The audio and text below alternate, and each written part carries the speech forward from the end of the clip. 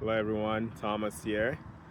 I'm at work and I just stepped out to catch some sunlight and go back to finish some work. And I've been meditating on something today that I want to share with you.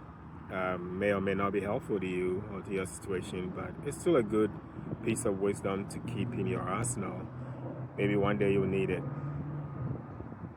Most of what is needed, or what one needs to, or a couple needs to make their marriage work, grow stronger, have a peaceful home, a home that can, take in children, nurture them, nourish them, and watch them grow to become better people or godly people are not really that hard. When you think about it, like what you really need for your marriage to work is not that hard. It's not expensive. It's not.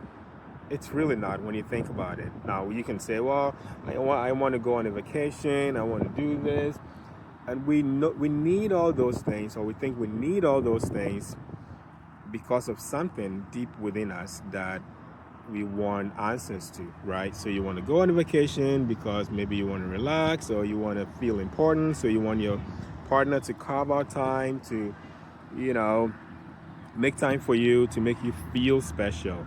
There's an internal problem or need underneath every external problem or challenge that we face in life.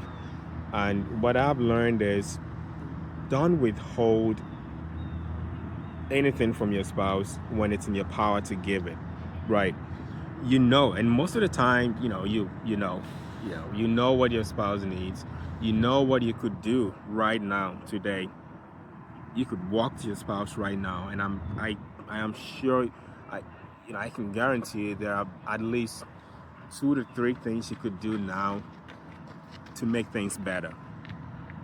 Now, if we are not lying to ourselves, if our pride is not in the way, and we are not giving excuses, and you just want to go down to the issue, you know what you should do now, or what you could do now, right this second, by just calling your spouse or going to them right now and doing that thing, and it would immediately move up, the heat of your marriage. If you feel cold now, you know what to do to warm up things up a little bit in your home. Don't withhold it, whether it's physical intimacy, emotional support, or whatever it is. It's usually our pride that is in the way.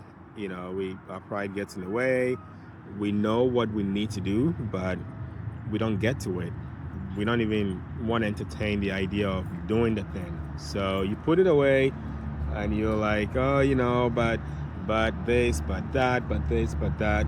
But if the ultimate goal, and you really need to ask yourself this, if your ultimate goal is to have a thriving marriage, you don't want to put anything before that.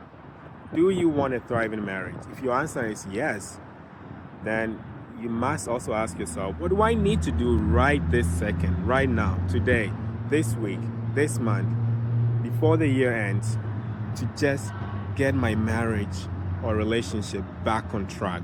And I guarantee you would write pages of things you could do without going to counseling, without having anybody tell you.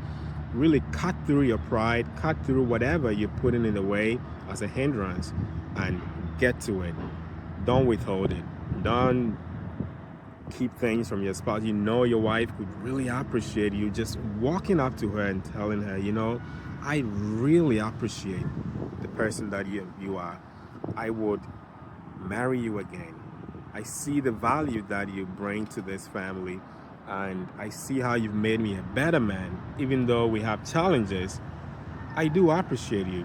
You know that your spouse needs some kind of affirmation. You know they need some kind of emotional support. You know they need maybe even prayer. Just walk up to them and say, I just want to pray for you.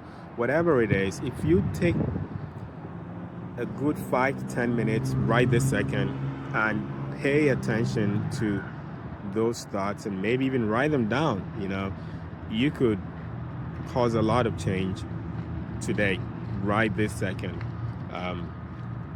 in your home. And so that's what's been on my mind today. That's what I've been pondering.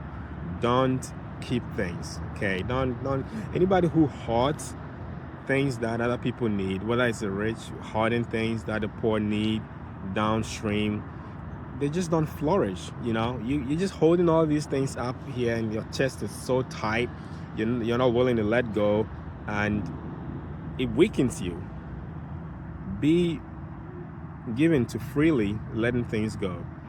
Give it. Yes, you have all the other excuses. What's funny is people who are quick to just open their hands to let their spouses or their spouse enjoy whatever it is they need actually end up solving most of the issues that they were maybe even concerned about. So let go.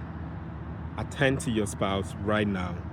Give them what they need to make them feel strong. And after that, I assure you, you will be able to address those issues that you're concerned about. Thank you. God bless you. I hope you find this helpful. Let me know in the comments what you think. If this spoke to you and you are going to act on it, let me know.